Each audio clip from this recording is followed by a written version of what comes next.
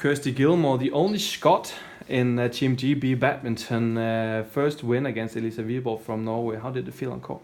Yeah, really good. That was a really good kind of first match for me. I love a multi-sport event, but there are some extra nerves and things that come along with it. So yeah, it was a really good one to get on court, get a good sweat, and she made me work quite hard in a few of those rallies. So that was a really good first game for me. It's not polite to talk about the people not here, but we have two. Karolina is not here. What does that do for the women's singles category here at the European Games? I think even without Karolina, this is still a very strong field. Of course, she brings some extra quality to the discipline, but I think the girls that are here are all like really vying for that. I think it makes the podium very interesting because I think it could be a good mixture of 3, 4, 5 people. So yeah, it's a real shame that she's not here.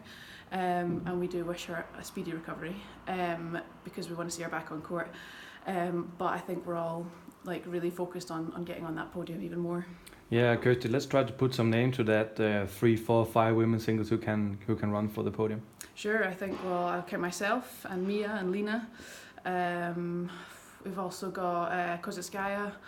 Maybe even Yvonne Lee. There's a few different ones. Leanne Tan's been having a really good run recently. So there's some interesting names being thrown about, yeah. And Kirsty, one thing that I've been curious about for the last couple of months actually is that when I look at social media for you and for Mia Blichfeld, it seems like you pop up on each other's platform once in a while, also here in Minsk. What's the relationship, so to speak, between the two of you? We found ourselves travelling to quite a few tournaments alone for Team Scotland and for Team Denmark. So we just thought, hey, let's keep each other sane, although I'm not sure how sane she keeps me, and let's save some money and share rooms. And it's really helpful if you're spending these 2 and 3 weeks in Asia by yourself. It's quite isolating, so to have someone there that is a competitor but also a really good friend, it's nice to share that together. Yeah, what does that tell you? Because you are both running for the gold here in Minsk, just to take an example, also at the European Championships or whatever tournament it's going to be.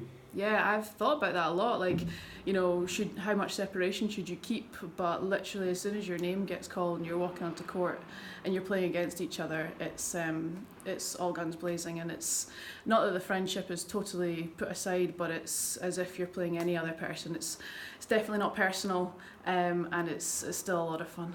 Would you also say you're behaving another way if you face, for instance, Mia, which is a good friend of yours now? No, I think everyone has that kind of maybe different persona that they have when they step onto court, and they're able to just put aside outside life, and it really is just you and the shuttle and whoever that happens to be on the other side of court, whether you're best friends with them or you've never heard of them before. It's you try to remain consistent in your feelings, or I do at least. We expect to see Mia and you also in the knockout stage for this tournament. What are the biggest ambitions of yours in this tournament? Yeah, like I say, I have to come in here thinking about medals. I'd be silly not to. My eyes are firmly set on that gold, but there's a lot of work to do. This is a very long tournament for us.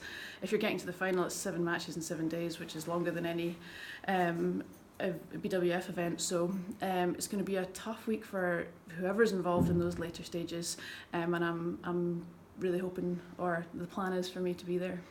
Also plan to gain some points for the world ranking, also for the Olympic qualification. Might not be a big risk for you not to get some points, but you can also look at Chloe Birch, also in the run for Team GB. How is that to look at? I can do my best, but I might not even qualify for the Olympics.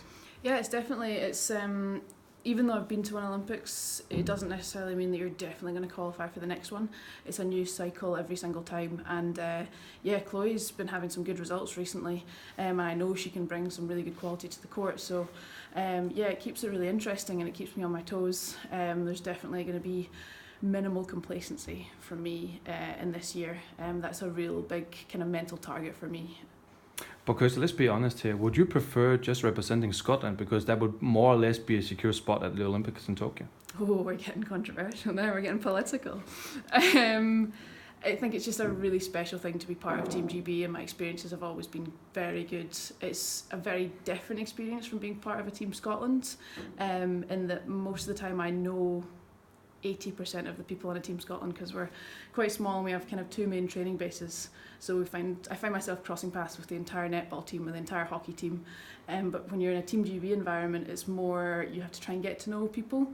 But everyone's so open about, you know, talking about their different sports and sitting with whoever you want in the dining hall. So they're very different experiences. But was that a yes or a no? That was I don't mind who I play for. They're equally as fun.